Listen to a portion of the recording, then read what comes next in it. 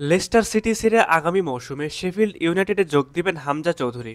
Leicester city শুরুর একাদশে সুযোগ মিলছে না হামজার। অবশ্য হামজা সুযোগ পাচ্ছেন বদলি হিসেবে, তবে হামজা পুরো 90 মিনিট খেলতে চান, আর সেই জন্য গুঞ্জন উঠেছে চলতি মৌসুম শেষে দল ছাড়তে পারেন হামজা চৌধুরী। এরই মধ্যে দলের নামও চূড়ান্ত হয়েছে, শোনা যাচ্ছে শেফিল্ড ইউনাইটেডে যোগ দিবেন তিনি। শেফিল্ড ইউনাইটেড বর্তমানে ইংলিশ লিগের শীর্ষস্থানীয় একটি টুর্নামেন্টে প্রতিযোগিতা করছে।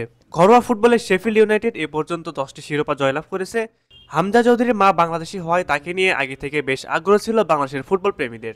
গেল 19 ডিসেম্বর এক ভিডিও বার্তায় হামজা জানান, বাংলাদেশের হয়ে খেলতে তার কোনো বাধা নেই। এরপর থেকে লাল সবুজের ফুটবল প্রেমীরা আরো বেশি নজর রাখছেন হামজার দিকে।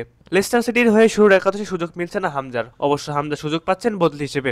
ডিফেন্সিভ মিডফিল্ডার বা রাইট ব্যাক হিসেবে নিজেকে অনেকটাই মেলে ধরেছেন বাংলাদেশের এই তারকা।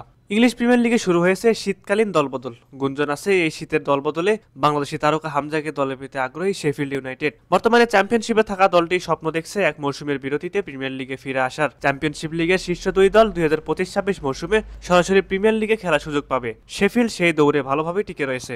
হামজাকে শেফিল্ড দলে নিতে চায় 6 মাসের লোনে। বাই আউট ক্লজ থাকবে কিনা তা অবশ্য এখনো জানতে পারেনি ইংল্যান্ডের স্থানীয় গণমাধ্যমগুলো। এর আগে ওয়াটফোর্ডেও ধারে খেলতে গিয়ে তাদেরকে প্রথম বিভাগে টিকে থাকতে ভালোভাবেই সাহায্য করেছিলেন হামজা চৌধুরী। এই মৌসুমে লেস্টার সিটিও সুবিধাজনক অবস্থানে নেই। 19 ম্যাচে মাত্র 13 পয়েন্ট নিয়ে তারা আছে অবনমন অঞ্চলে। তাই তো শেফিল্ডের সামনে সুযোগ প্রিমিয়ার লিগে কোয়ালিফাই করা।